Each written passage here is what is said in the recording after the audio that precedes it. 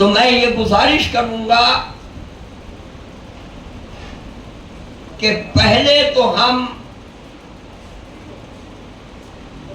اہمیت مجلس کا اندازہ کریں کہ مجلس کی فضیلت کیا ہے، فرش عزا کا مرتبہ اور اس کا مقام اور اس کا تقدس کیا ہے۔ جب تک ہم فرش عزا کی اہمیت کو نہیں سمجھیں گے، مجلسیں رسمی تو ہوں گی، حقیقت کا جامہ نہیں پہن سکتی۔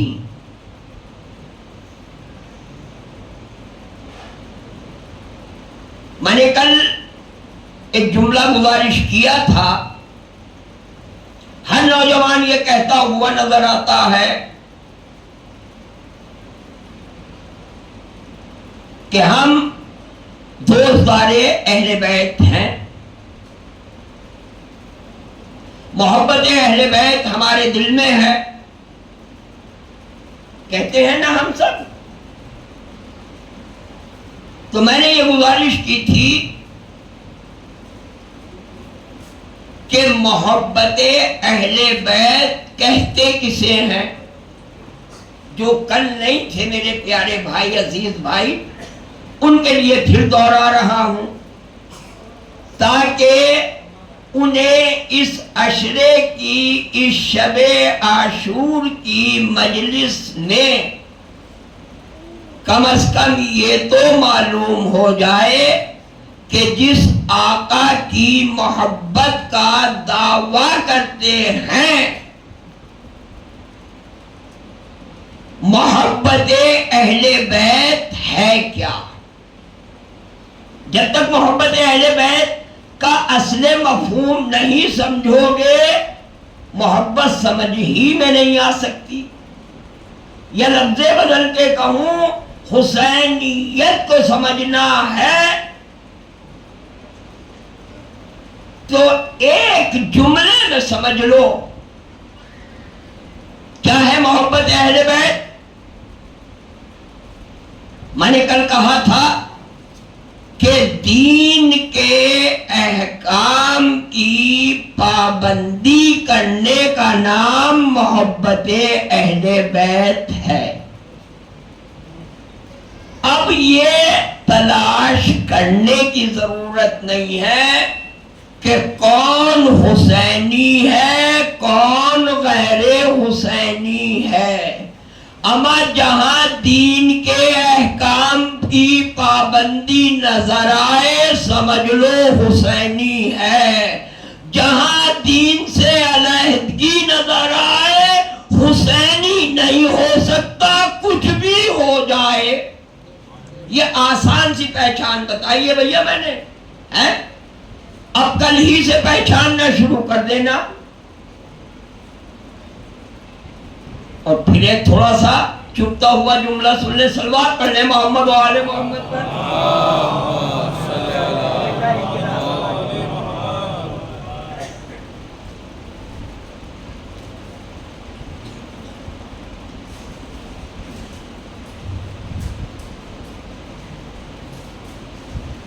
اگر محبت اہل بیت کو سمجھنا ہے، یا لفظ بدل کے کہوں، اگر یہ سمجھنا چاہتے ہو کہ حسینی کون ہے، غیر حسینی کون ہے،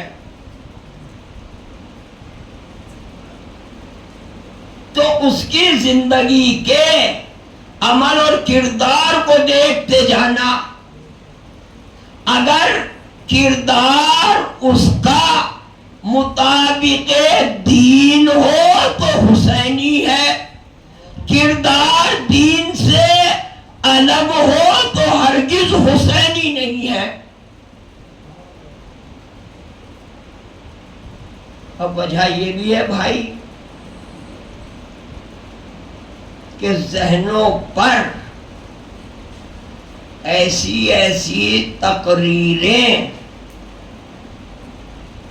تقریروں نے قبضہ کر لیا ہے کہ اگر حقیقت بیانی کی جائے تو نوجوان یہ کہتا ہے مولانا صاحب یہ کہاں سے پڑھ دیا، ہم نے تو سنا ہی نہیں۔ یہ ضرور ہے کہ اپنے مطلب کی ہر آدمی سنتا، اور میں اکثر کہا کرتا ہوں دین دو ہی موقعوں پر ہمیں یاد آتا سب سے زیادہ۔ دو جگہ ایسی ہیں جاوید صاحب جہاں دین فوراً یاد آتا، کہیں یاد آئے یا نہ آئے۔ ایک تو جب میت تشریف لے کتنا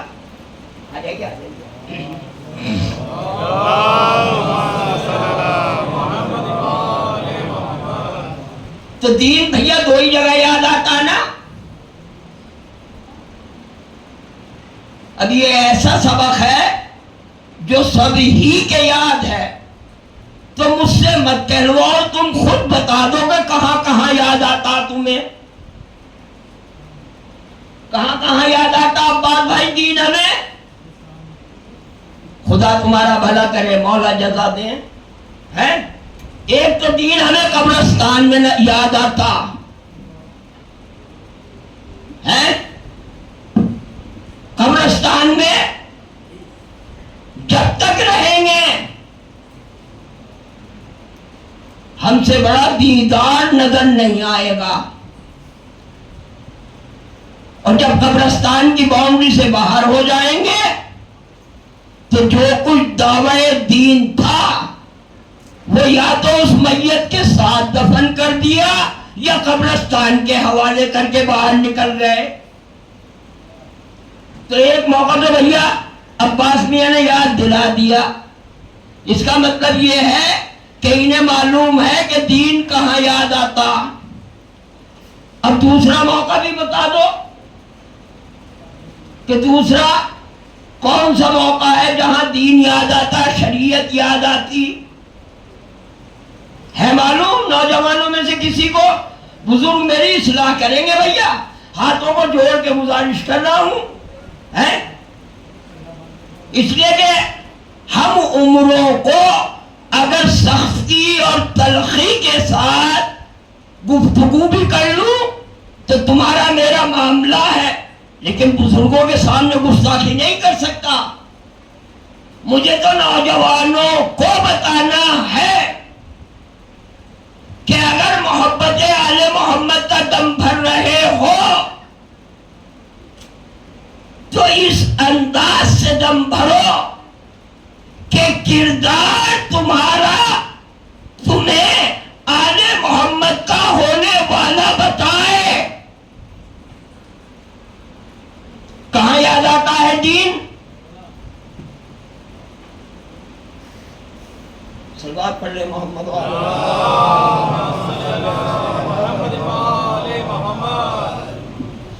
بھائی۔ ایک تو عباس میں نے بتا دیا، ایک کوئی اور میرا جوان بھائی بتا دے، مجھ سے سن لو، اس لیے کہ دونوں شریک رہیں گے۔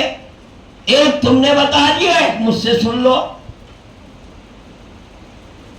یا تو قبرستان میں دین یاد آئے گا، یا جب عقد ہوتا ہے نا نکاح تب شریعت یاد آتی۔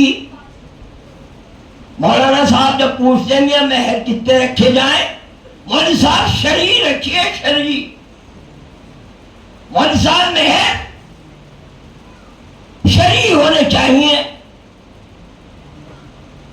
تو دو ہی موقع ہے نا جہاں سب سے زیادہ دین یاد آیا، نکاح کے وقت شریعت یاد آ گئی، مگر نکاح سے پہلے جو تمام تیاریاں کیے ہوئے ہو، جب شریعت کہاں گئی تھی؟ تو نوجوانوں دین فہمی کا جذبہ پیدا کرو۔ دین کہتے کسے ہیں؟ اب میں نے ابھی گزارش کی نا کہ کمی تمہاری نہیں ہے، اس میں قصوروار ہم جیسے بے عمل ہیں۔ میں اپنے ذات کے لیے گزارش کر رہا ہوں بھیا، سرکار کے منبر سے مولا امام حسین علیہ السلام کے عزا خانے میں کمی تمہاری نہیں ہے اتنی جتنی کمی میری ہے. اب میری کمی کیا ہے؟ میری کمی یہ ہے کہ جب میں 10 دن کم سے کم، ورنہ تو 2.25 مہینے تو ہیں مسلسل، لیکن 10 دن جب میں منبر پر آنے کے بعد یہ کہوں گا کہ رو یا رلاؤ یا رونے والوں کی صورت بنا لو، جنت واجب ہے نوجوانوں، تو انصاف سے بتاؤ جس نوجوان کے دل و دماغ میں یہ حدیث میں نے بٹھا دی، اسے کیا ضرورت ہے کہ وہ صبح کو نرم بستر چھوڑے اور 2 رکعت نماز کے لیے کھڑا ہو جائے؟ اما نماز یا عبادت جو ہو رہی ہے وہ جنت ہی کے لیے تو ہو رہی ہے، اور جب جنت ہم فری میں دے رہے ہیں منبروں سے، تو اب تمہیں کرنے کا کیا ضرورت ہے؟ جب ہم یہ کہہ رہے ہیں کہ رو یا رلاؤ یا رونے والوں کی صورت بناؤ، جنت واجب. سرکار کے منبر سے گزارش کر رہا ہوں، ہاتھوں کو جوڑ کے گزارش کر رہا ہوں کہ یہ جو بیان کیا جاتا ہے نا منبروں سے کہ رو یا رلاؤ یا رونے والوں کی صورت بناؤ، جنت واجب، ایک ایک حرف، ایک ایک لفظ اس کا میں مخالف نہیں ہوں قطعاً. یہ صادق آل محمد حضرت امام جعفر صادق علیہ السلام کی زبان اقدس سے نکلے ہوئے الفاظ ہیں. یہ میں سوچئے گا کہ میں مخالف ہوں ان لفظوں کا، عیاذاً باللہ، خاتم بدہن، زبان جل جائے میری. لیکن ہاں اتنا ضرور کہوں گا پڑھنے والوں سے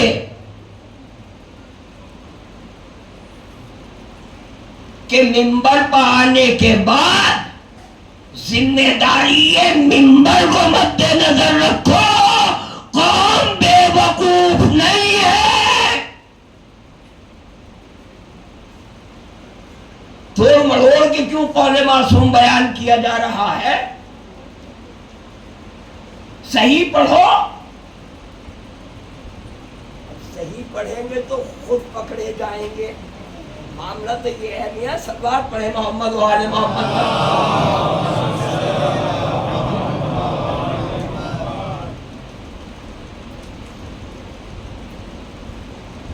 جس عالم سے اور عالم سے آگے مرجع عالم سے آپ حضرات پوچھنا چاہتے ہو، آپ پوچھ لیجئے گا کہ کیا امام نے اتنا ہی اس حدیث میں ارشاد فرمایا ہے جتنا ہم منبروں سے بتا رہے ہیں؟ اگر وہ کہیں کہ ہاں اتنا، تو بھیا میں بھی آپ کے ساتھ ہوں. اور اگر وہ کہیں گے نہیں مکمل نہیں ہے یہ قول، پوری نہیں ہے یہ حدیث، ادھوری ہے، تو اب جو وہ بتائیں اس پر عمل کرنا تمہاری ذمہ داری ہے یا نہیں؟ تو اب سن لو مکمل حدیث. مولا نے کیا فرمایا؟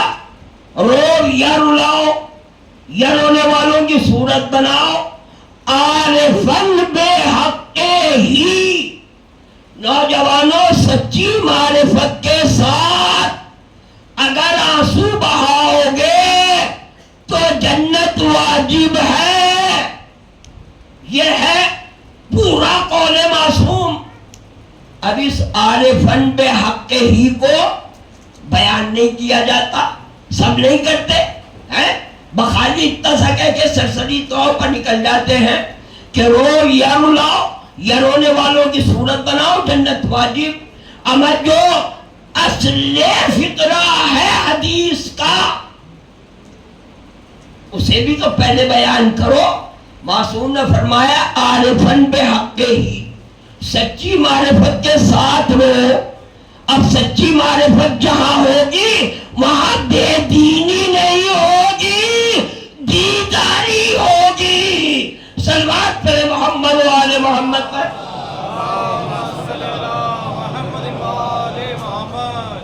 اما حسین سے سچی محبت ہو اور بے نمازی ہو، میری سمجھ سے باہر ہے۔ حسین کی معرفت ہو اور غداری ہو، میں نہیں مانتا۔ حسین کی معرفت ہو اور مکاری کا لباس زیب تن ہو، میں نہیں مانتا۔ حسین کی معرفت ہو اور دین سے دوری، یہ ہو ہی نہیں سکتا ہے، ممکن ہی نہیں۔ دین حسین سے الگ مت سمجھو۔ میں تو یہاں تک کہہ سکتا ہوں کہ اگر اسلام کو دوسرے نام سے یاد کرنا چاہو تو حسین، لفظ حسین سے یاد کر لو، اور حسین کو اگر اسلام سے یاد کرو تو حسین یاد رہیں گے۔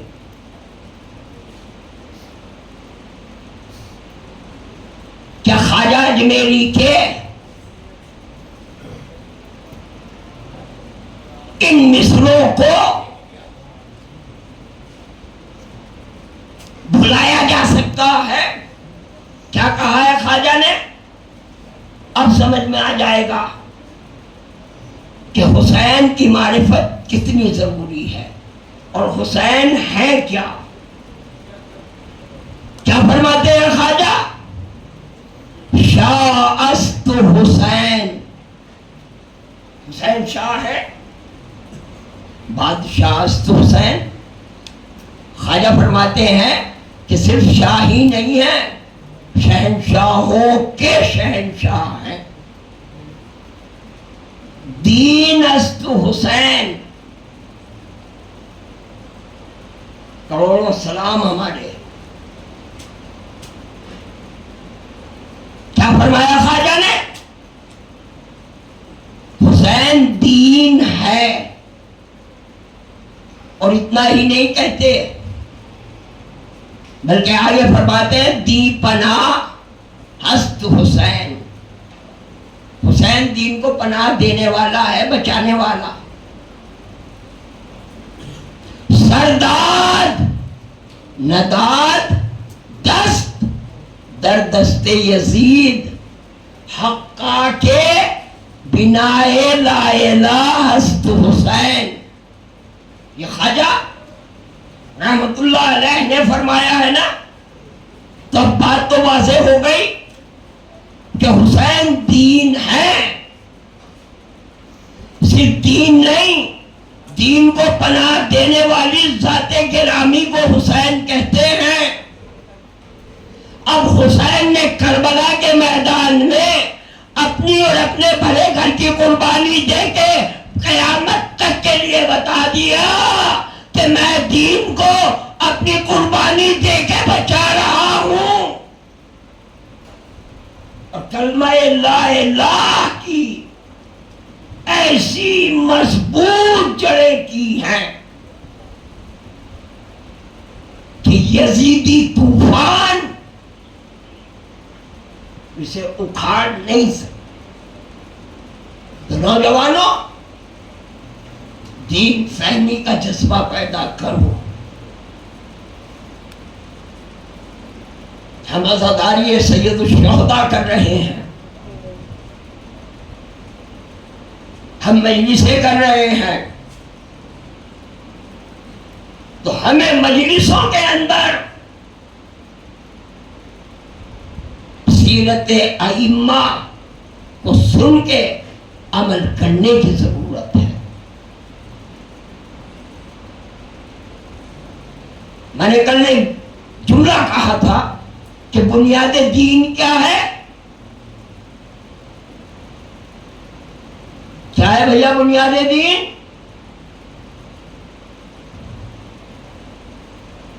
اساس دین کیا ہے؟ نماز ہے نا، بنیاد دین ہے بھائی، اساس دین ہے۔ تو کم سے کم نماز کے پابند تو بن جاؤ۔ اب اکثر یہ بھی جواب ملتا، مولوی صاحب جتنے بڑے نمازی اتنے بڑے گڑبڑ بھی پائی جاتی۔ تو دیکھیے ان تعویلوں سے کام نہیں چلنے والا بھیا، ہے؟ نماز اپنی جگہ پہ ہے، گڑبڑ اپنی جگہ پہ ہے۔ اگر کہیے بھائی نماز پڑھیے، میں ہم تو انہیں دیکھ رہے ہیں وہ کیسی نماز پڑھ رہے ہیں، تو نوجوانوں ایسا نہیں ہے ہرگز۔ قرآن مجید گارنٹی دے رہا ہے، دنیاوی انسان نہیں، خالق انسان گارنٹی دے رہا ہے۔ کس انداز میں؟ بسم اللہ الرحمن الرحیم، ان الصلاۃ تنہی عن الفحشاء والمنکر۔ نماز انسان کو برائیوں سے بچاتی ہے۔ اما جتنی دیر انسان نماز میں مشغول رہے گا کم سے کم اتنی دیر تو برائی سے بچا رہے گا، ہے یا نہیں؟ تو دین فہمی کا جذبہ پیدا کرو نوجوانوں، تبھی مفہوم عزاداری سمجھ میں آئے گا۔ ورنہ یہ تو ایسا ہے کہ باپ دادا کرتے چلے آ رہے، ہم بھی کر رہے، بزرگ ہمارے انجام دیتے چلے آ رہے، ہم بھی کر رہے۔ نہیں، ہمیں یہ دیکھو کہ زمانہ کتنا تیزی سے آگے بڑھ رہا ہے، کتنا ترقی کر رہا ہے، تو ہمیں بھی تو سوچنا پڑے گا کہ اس عزاداری سے ہم کیا لے رہے ہیں، ان مجلسوں سے ہم نے لیا کیا؟ اچھا انصاف سے بتاؤ، آج 9 دن ہو گئے نا آپ کو مجلسوں میں آتے ہوئے، 9 دنوں میں 9 طرح کے تبرک لیے ہیں، یا فرش عزائے حسین سے حسینی کردار لے کے اپنی زندگی کو سنوارنے کی کوشش کی ہے؟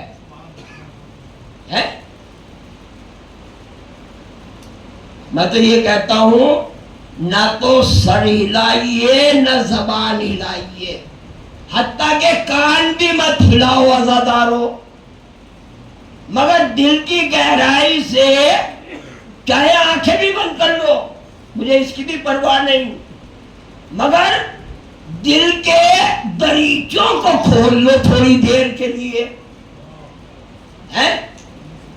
دل کو کھول کے تھوڑی سی میری گزارشات جو ہے وہ سن لو۔ ممکن ہے کہ کسی میرے جوان بھائی کی زندگی میں کوئی ایک بات اسے فائدہ دے دے۔ ابھی کل بات ہو رہی تھی بھائی، معصومین نے کیا فرمایا؟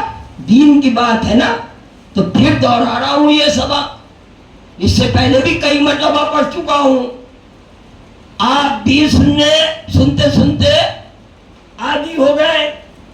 بھیا 2 4 10 5 سال کی تو بات ہے نہیں، ہے لگ بھگ 40 سال سے اسی اذا خانے میں، اسی منبر پر، اسی مجمع حسینی کے درمیان لب کشائی کرتا ہوں، تو پڑھایا سنایا ہوا سبق پھر دوہرا رہا ہوں۔ ہو سکتا ہے کہ کوئی نیا نوجوان ہو اور وہ سبق کو سن لے اور سننے کے بعد عمل کر لے، اس لیے کہ یہ ضروری ہے بھیا، ضروری۔ واہ واہ کرنے سے پہلے یہ سوچ لو کہ ہمیں اپنی زندگی کو کیسے گزارنا ہے.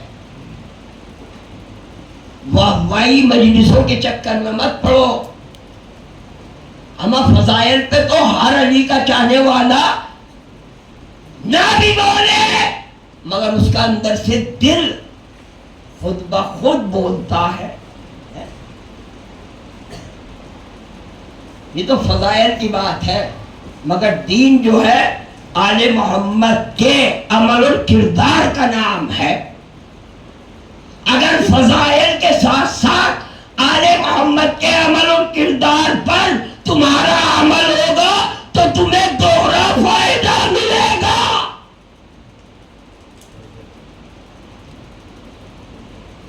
سنا دوں پرانا سبق اور اسی پر اختتام کروں گا.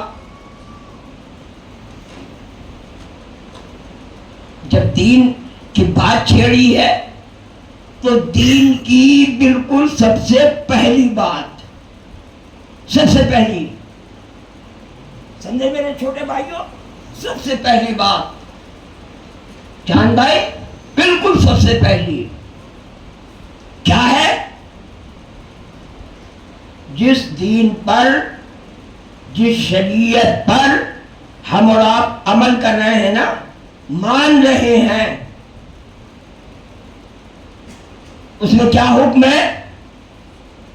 اسلام کیا کہتا ہے؟ معصومین علیہ السلام نے کیا فرمایا کہ ایک مومن دوسرے مومن سے جب ملاقات کرے، جب ایسا ہے آپ دونوں مومن ہیں آپس میں اور ایسے مومن ہیں کہ ایک دوسرے کے بغیر آپ کی زندگی پوری نہیں ہے تو معصوم نے کیا فرمایا؟ ایک مومن جب دوسرے مومن سے ملے، ملاقات کرے تو کلام سے پہلے سلام کرے.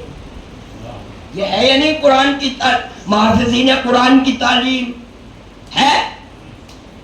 اب یہ مجھے یاد نہیں، میں نے کتنے سال پہلے پڑھا تھا، یہ اسی ادا خانے میں اسی منبر پہ آپ حضرات کو سنا چکا ہوں، مگر پھر ضرورت محسوس کی ہے بھیا، میں نے اس سال میں نے ضرورت محسوس کی ہے، اس لیے آج اسے سنانا ضروری سمجھ رہا ہوں.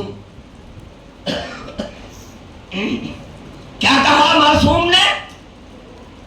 جب ایک مومن دوسرے مومن سے ملے تو کلام بعد میں کرے، پہلے سلام کر لے. یعنی گفتگو، مجاز، کرسی ہے، یہ سب بعد میں ہو، پہلے سلام ہو. سلام کیسے کرو گے؟ بیٹا اے بوتل، کیسے کرتے ہو سلام؟ سلام علیکم. شاباش. تم کیسے کرتے ہو؟ سلام علیکم. قرآن محافظین اسلام نے کیا فرمایا؟ کلام سے پہلے سلام کرو. کیسے؟ سلام علیکم. میرے نوجوانوں، یہ سلام علیکم جو لفظیں ہیں، یہ دنیاوی لفظیں ہیں یا الہی لفظیں ہیں؟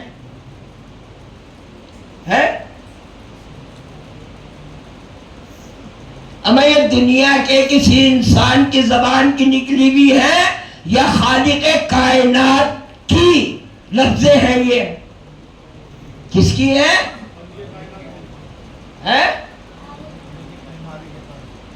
خالق کائنات کی ہے نا. اما قرآن میں ہے، مجھے بتانے کی ضرورت نہیں. اگر ہم صبح اٹھ کے کم از کم ایک صفحہ قرآن مجید کی تلاوت کرنا اپنے لیے ضروری سمجھ لینا، تو جو آیتیں منبروں سے ہم بیان کرتے ہیں ادھر زبان سے نکلے ادھر تم مکمل کرتے ہوئے نظر آ جاؤ، مگر پیپر پڑھنا واجب سمجھتے ہیں، قرآن پڑھنا ضروری نہیں سمجھتے۔ صلوات پڑھے محمد و آل محمد۔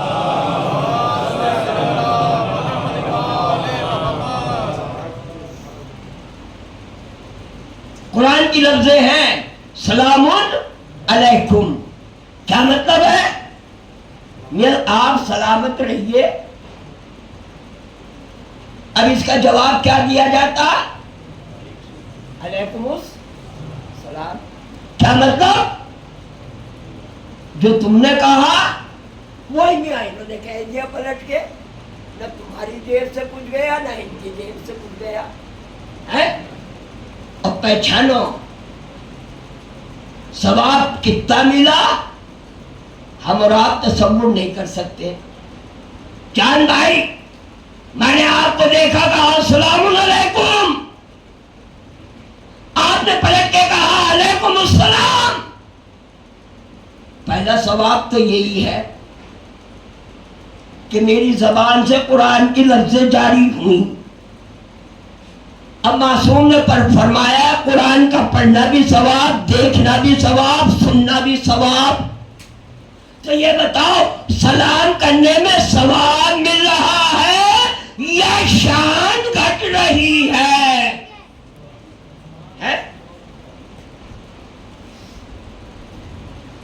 ہو گیا یہ یہاں تک؟ اب ایک دن میں بلڈنگ پہ گیا، میں نے چلو چاند بھائی سے ملاقات کروں۔ سامنے سے دیکھا کہ چاند صاحب آ رہے ہیں۔ میں مثال بتا رہا ہوں، آج کا نوجوانوں برا مت ماننا، قرآن کی تعلیم نہ ہونے کی وجہ ہے کہ ہم سلام کو بوجھ سمجھنے لگے ہیں۔ اور بوجھ تو آدمی اٹھا لے اپنی حیثیت کے مطابق، میں کوئی 40 کلو اٹھانے والا ہے، کوئی 50 کلو اور کوئی 75 کلو اور کوئی پوری بوری پلے دار بھی تو ہیں۔ مگر یہ جو سلام کرنے میں پوزیشن ہلکی سمجھنے لگے ہیں نا، یہ سب سے بڑی بیماری ہے۔ اب ادھر سے آ رہے ہیں چاند صاحب، ادھر سے میں جا رہا ہوں، میں نے فوراً سوچا کہ پہلے چاند صاحب مجھے سلام کریں۔ ادھر چاند صاحب کے دل میں یہ خیال پیدا ہوا کہ مولانا مجھے سلام کریں۔ نوجوانوں انصاف سے بتاؤ، یہ جو فکر ان کے اور میرے درمیان پیدا ہوئی یہ آئی کہاں سے؟ تو یہ کسی دکان سے نہیں خریدی گئی، یہ کسی بازار سے نہیں، یہ ہم نے خود اہمیت نہ سمجھنے کے نتیجے میں اپنے اندر یہ سوچ اور یہ فکر پیدا کرنا شروع کر دی۔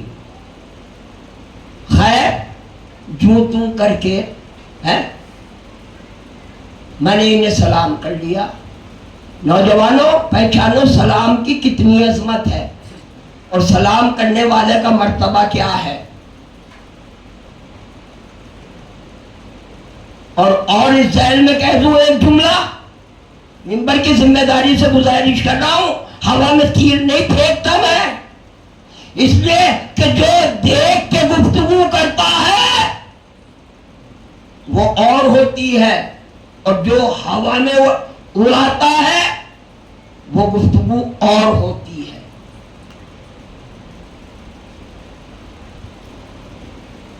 بتاؤ اس سلام کی اہمیت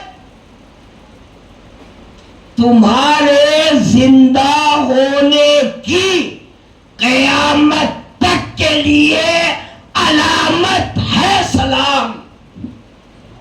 اس سے زیادہ نہیں کہا جا سکتا۔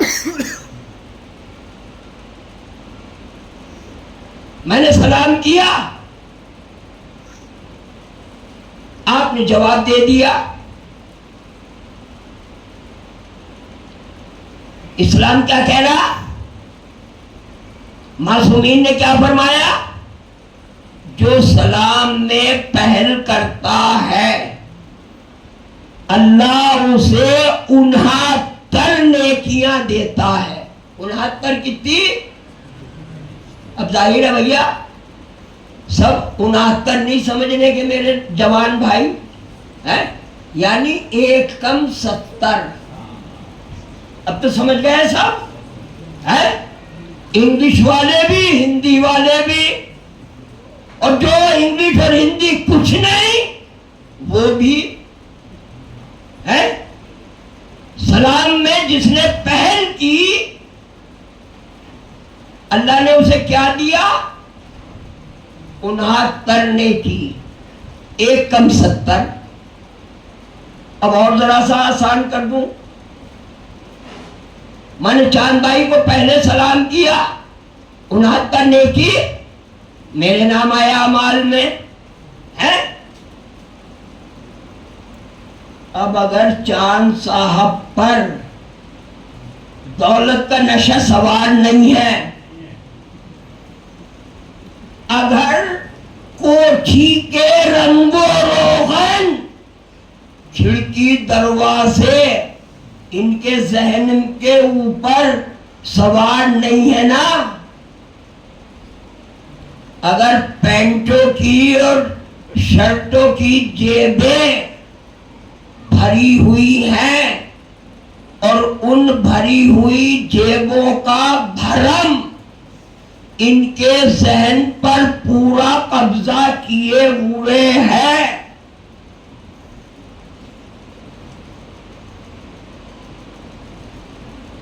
میں نے سلام کیا، 69 نیکیاں مجھے مل گئیں۔ اگر انہوں نے بیچاروں نے رحم کھا کے، میں یہ لفظ رحم اس لیے استعمال کر رہا ہوں کہ آج کا دور وہ آ گیا ہے، اگر کوئی تمہارے سلام کا جواب دے دے تو سمجھو بہت بڑا احسان ہے۔ اگر انہوں نے رحم کھا کے جواب دے دیا تو قانون شریعت کیا ہے؟ اسلام کیا کہہ رہا ہے کہ اللہ میاں فرشتے کو حکم دے گا کہ ان کے نامہ اعمال میں 1 نیکی لکھ دو۔ کتنی؟ 1۔ اور میں نے سلام کیا تھا، میرے نامہ اعمال میں کتنی؟ 1 کم 70۔ اور انہوں نے جواب دیا ہے، انہیں کتنی نیکی؟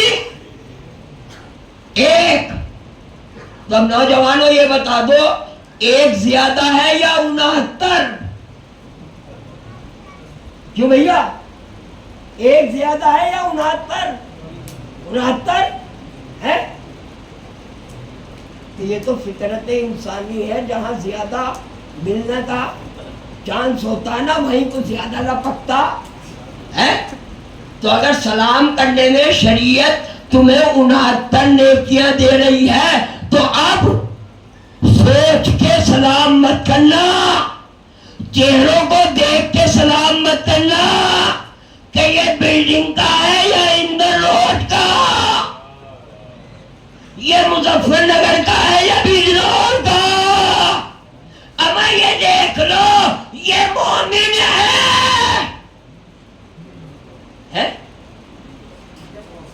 ہے یا نہیں؟ اچھا ایک بات اور سن لو بھیا، چاند بھائی کو کتنی نیکی ملی؟ بھول لو مت، اگلے سال پھر سن سکتا ہوں، اس لیے کہ مدرسے میں پڑھایا ہوا سبق مدرس کی ذمہ داری ہے کہ وہ طالب علم سے جب چاہے جب سن لے۔ میں اپنی تقریروں کو خطابت ہرگز نہیں مانتا جب تک زندہ رہوں گا، میں تو مدرسے کا چھوٹا سا طالب اپنے چھوٹے بھائیوں کو اس مدرسے کے سبق سے واقف کراتا ہوں. کتنی نیکی ملی انہیں؟ ایک. بس جلدی جلدی بول لو بھیا، دیکھو اب وقت ہو رہا ہے. ایک نیکی ملی. اور اگر جواب نہیں دیا انہوں نے، بھائی وکیل صاحب ضروری تھوڑی کہ ہر آدمی جواب دے دے. اگر جواب نہیں دیا، میں نے ابھی کہا نا کہ دولت کے نشے میں چور ہے. 10,000 کا سفاری سوٹ پہنے ہیں اور 10 لاکھ کی گاڑی میں بیٹھے ہیں، اور میں کھڑا ہوں سادے کرتے پجامے میں، سادی سائیکل لیے ہوئے. تو اگر انہوں نے میری سائیکل کی لاج رکھ کے اور میرے کرتے پجامے کی لاج رکھ کے اگر انہوں نے جواب دے دیا میرے سلام کا، تو ایک نے کی. اور اگر 10 لاکھ کی گاڑی کی سیٹ نے انہیں ذرا سا اشارہ دے دیا تو وہ ایک بھی گئی نا. نہیں جواب دیا، گئی. کب تک گئی؟ جب تک جواب نہیں دو گے گردن پہ بوجھ رہے گا. ہے کیوں؟ نوجوانوں سنو، شریعت میں جس اسلام کو تم مانتے ہو، جس مولا اور آقا کا غم منانے کے لیے جمع ہوئے ہو، جس کربلا پر آنسو بہانے کے لیے یہاں آئے ہو،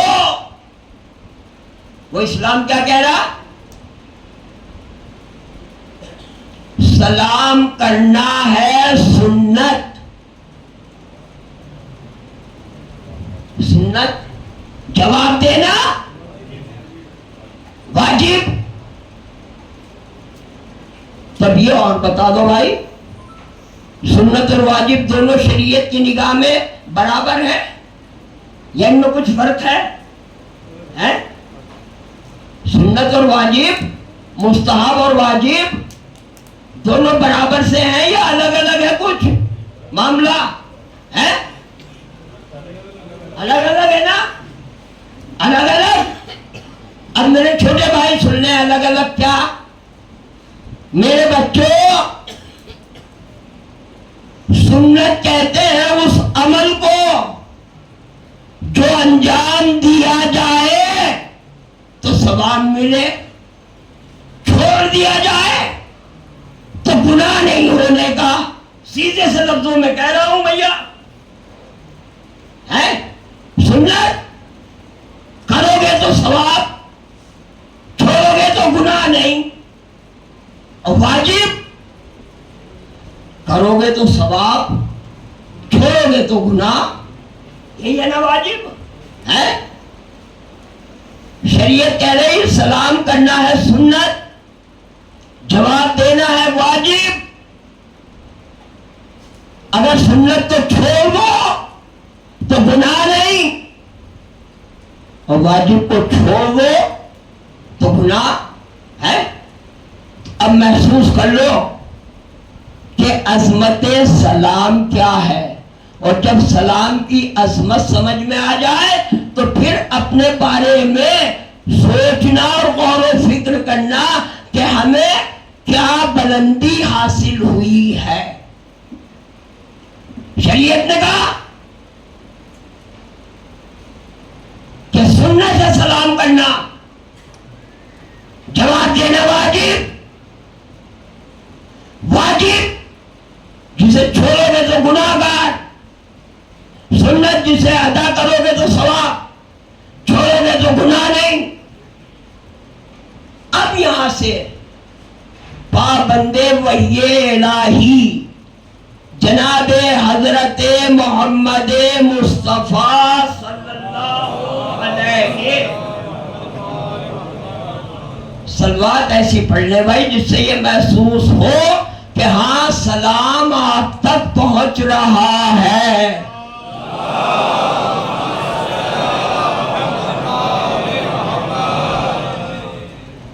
تو آپ کے اور میرے سرکار نے کیا فرمایا؟ جب قبرستان سے گزرو بچوں، جب بھی قبرستان سے گزرو تو نبی فرماتے ہیں کہ کہو السلام علیکم یا اہل القبور. کیا مطلب؟ ایک قبروں میں سونے والوں تم پر ہمارا سلام. کیا کیا تم نے؟ اما زندگی میں سلام کیا؟ میں مل گیا مجھے سلام کر لیا، چاند بھائی مل گئے انہیں سلام کر لیا ہے؟ اب اگر قبرستان میں سے گزر رہے ہو تو نبی کہہ رہے کہ کھڑے ہو کے کہو کہ ایک قبروں میں سونے والوں تم پر سلام. تب نوجوانوں یہ سوچو گے کہ یہ تو منو مٹی میں ہے، دفن ہے، اور سلام کرنا سنت ہے، جواب دینا واجب ہے. یہ مرے ہوئے کیا جواب دیں گے؟ ہے زندگی کو تو کریں گے سلام. اما جب میرے جسم میں جان ہے، چاند بھائی کے جسم میں جان ہے، تو تبھی تو ہم بولیں گے، جبھی تو ہم جواب دیں گے.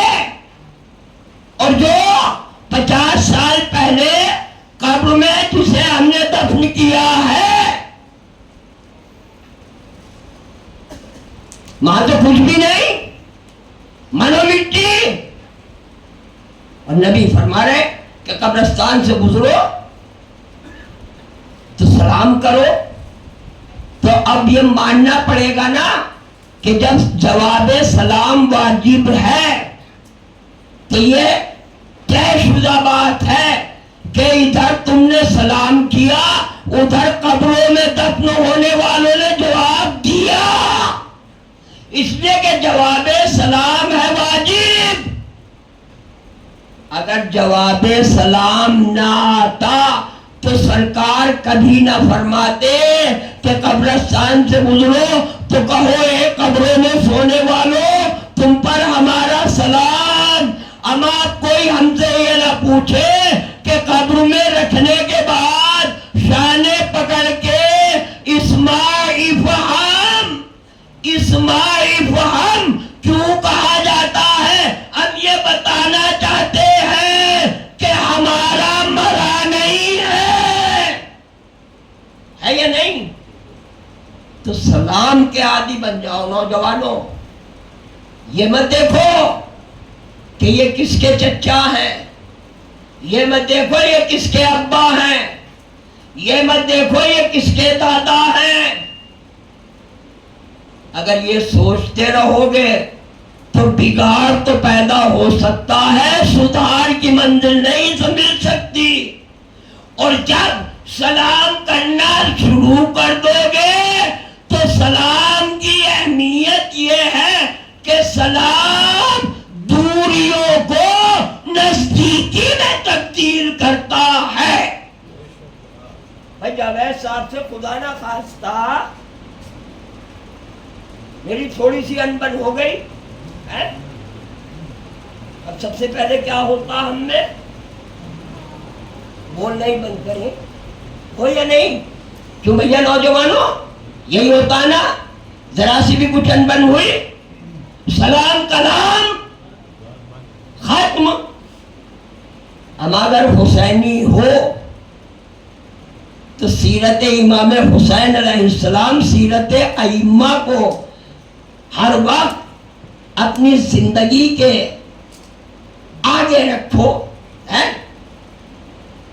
اگر سلام کرنے کے عادی بن جاؤ گے نا، اہمیت سلام کا اندازہ کر کے سلام کرنے لگو گے بلا تفریق، تو یہ جو دوریاں بڑھتی جا رہی ہیں یہ دوریاں ختم ہوں گی اتحاد بھی ہوگا، اتفاق بھی ہوگا، میل بھی ہوگا، محبت بھی ہوگی، مربت بھی ہوگی، بھائی چارگی بھی ہوگی، برادری کا نظام بھی مستحکم ہوگا۔ سیرت معصومین پر عمل کرو نوجوانوں۔ کہنا تو بہت کچھ تھا بھی سلام کے سلسلے میں، لیکن دامن وقت میں گنجائش نہیں ہے۔ ہاتھوں کو جوڑ کے یہ گزارش کر رہا ہوں کہ نوجوانوں، ہمیں حسین سے محبت ہے تو کردار امام حسین علیہ السلام پر عمل ہو۔ اور یہ عزاداری سید الشہداء، یہ مجلسیں، یہ سب یہی پیغام دے رہے ہیں۔ شب عاشور ابھی آپ پہلی مجلس میں مکمل طور پر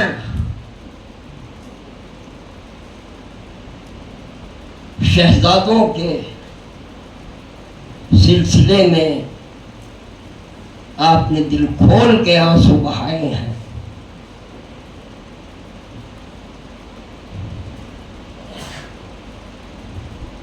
جی یہ شب معمولی شب نہیں ہے ماتم داروں۔ کیا کیفیت ہے اس شب کی کہ خیام حسینی میں چھوٹے چھوٹے بچے ہیں، جہاں تسبیح و تحلیل کی آوازیں ہیں نا، وہیں ہائے پیاس، ہائے پیاس کی صدائیں بھی بلند ہو رہی ہیں۔ ماتمداروں، آج ہمیں دو شہیدوں کا ماتم کرنا ہے۔ ایک مظلوم امام کی کڑی الجوان جناب علی اکبر کا، اور ایک آقا حسین کے ششماہ جناب علی اصغر کا۔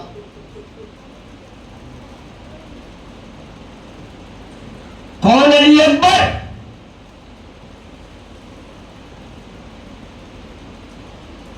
سوچا نہیں جا سکتا۔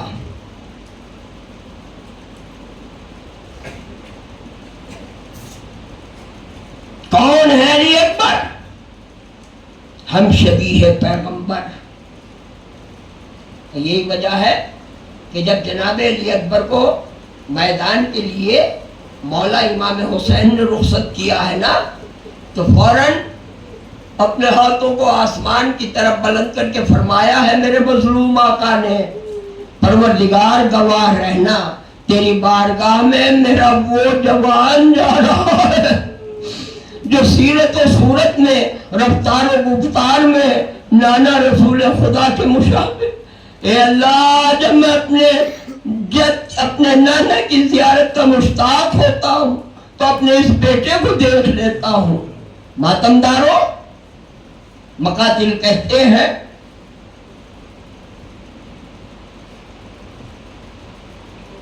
کہ جناب علی اکبر سن کیا ہے؟ 18 برس۔ بابا کی عمر کیا ہے؟ 57 برس۔ ارے 18 سالہ کڑیل جوان 57 سالہ بوڑھے بابا کی خدمت میں آئے، اور آنے کے بعد کہتے ہیں بابا مرنے کی اجازت دے دیجئے۔ تو مولا نے کیا فرمایا؟ میرے لال علی اکبر، بیٹا علی اکبر، اپنی پھوپھی اور اپنی ماں سے اجازت لے لو۔ نوجوانوں، جناب علی اکبر امام سے رخصت ہو کے خیمے میں آئے، عالمہ غیر معلمہ کو سلام کیا، پھوپھی نے اجازت دے دی، ماں کے خیمے میں آئے، مادر گرامی سلام لے لو۔ غرض اہل حرم سے رخصت ہو گئے. تاریخ نے لکھا ہے نا کہ اہل حرم سے رخصت ہونے کے بعد بابا کے خیمے میں آ گئے. بابا پھوپھی سے اجازت مل گئی, بابا اماں نے اجازت دے دی, بابا آپ بھی اجازت دے دیں. عزادارو ارے کہو سلام اے آقا امام حسین علیہ السلام. ارے 57 سالہ بوڑھا 18 سالہ کڑیل جوان کو اپنے ہاتھوں سے گھوڑے پر سوار کرتے ہیں, کہتے ہیں خدا حافظ میرے لال. علی اکبر کی سواری مقتل کی طرف چلی. ابھی خیمہ گاہ سے کچھ دور سواری چلی تھی کہ جوان بیٹے نے ایک مرتبہ مڑ کے دیکھا. کیا دیکھا؟ کہ میرا بوڑھا بابا میری سواری کے پیچھے پیچھے چلے آ رہے ہیں.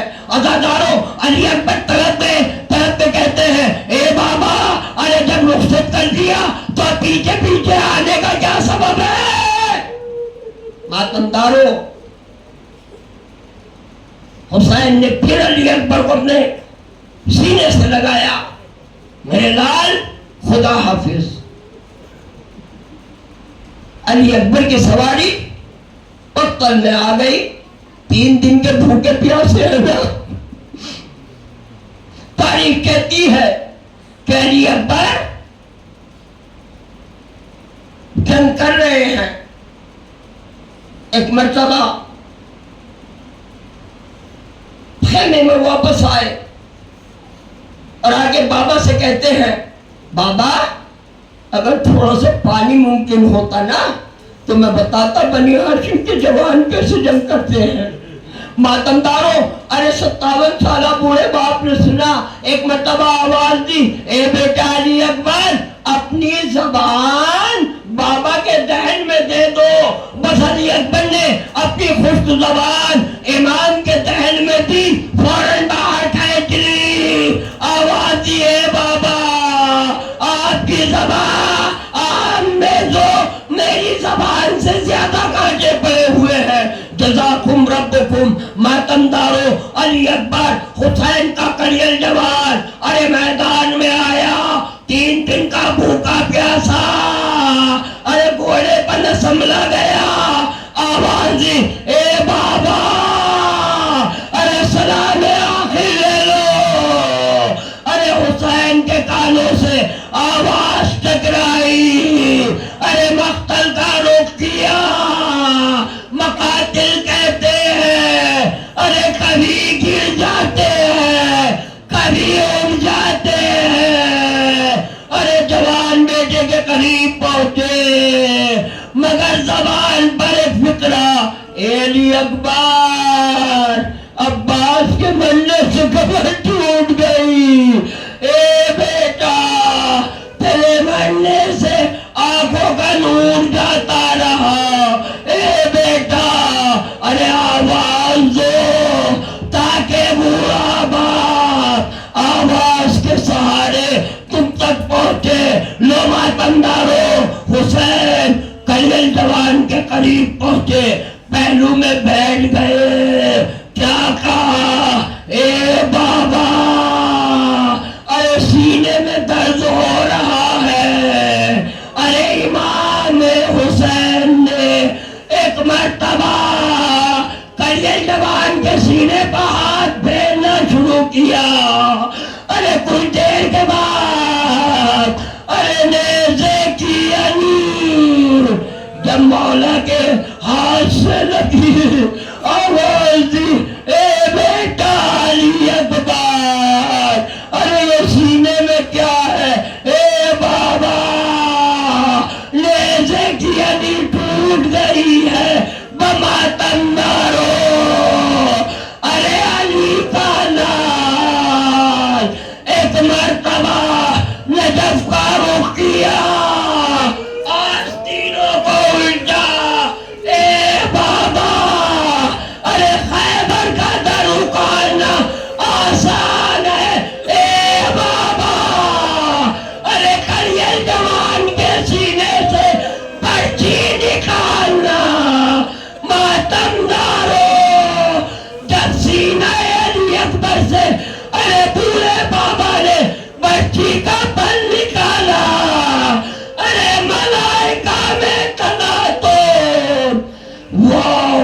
हुसैना जज़ाकुम रब्बुकुम, खुदा कोई गम न दे। मातमदारों, मकातिल कहते हैं कि बूढ़े बाप ने नेज़े की अनी को करीब जवान के सीने से निकाला। अनी के साथ अली अकबर के जिस्म से रूह परवास कर गई। अब 57 साल बूढ़ा बाप है, 18 साल करिया जवान बेटा है। चलो हाथों को जोड़ दे, जनाबे लैला की सरकार में फरियाद करे, बीबी बीबी, कल तुम्हारे करियल जवान का लाशा उठाने के लिए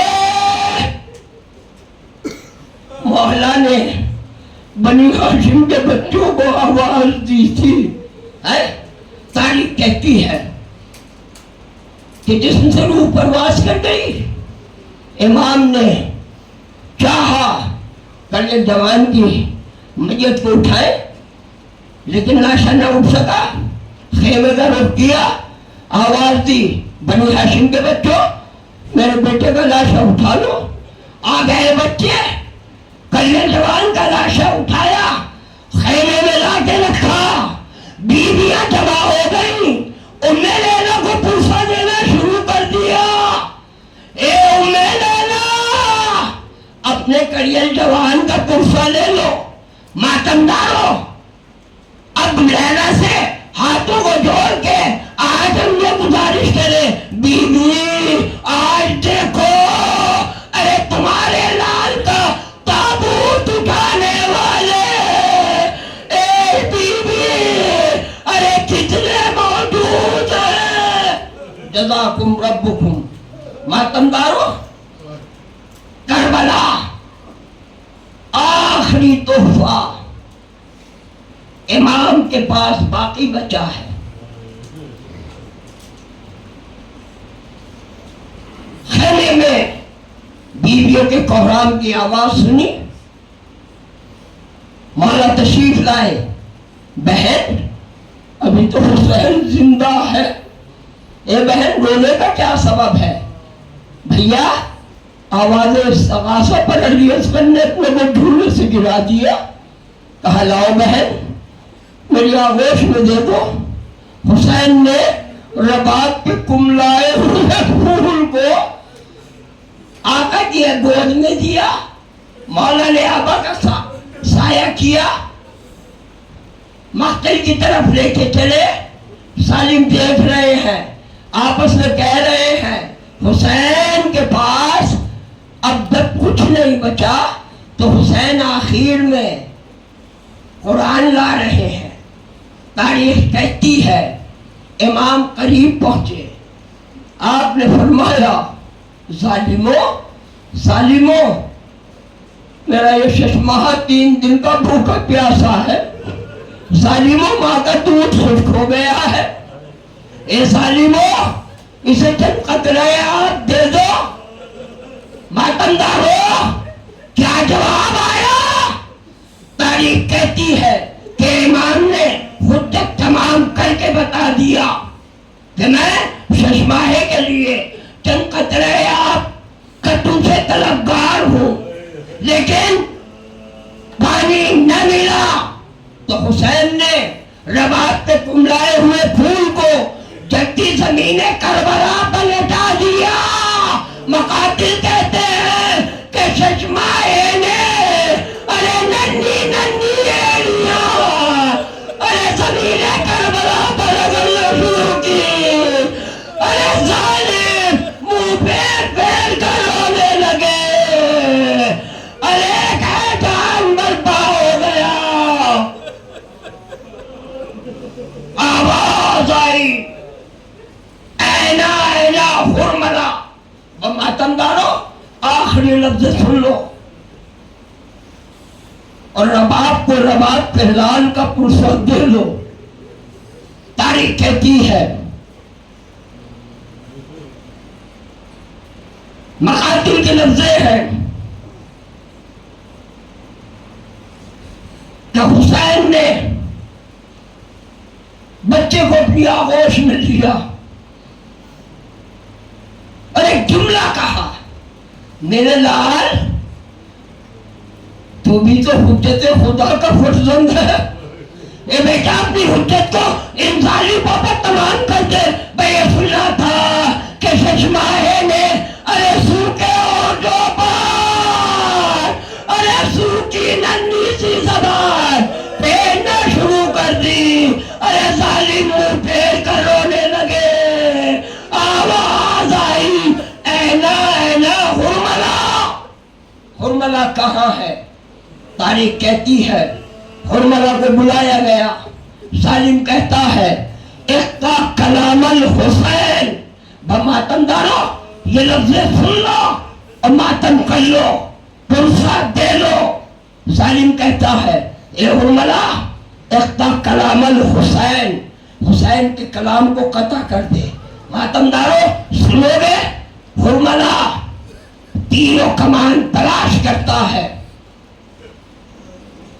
تیر حاصل کر لیا، کمان میں تیر کو جوڑ لیا۔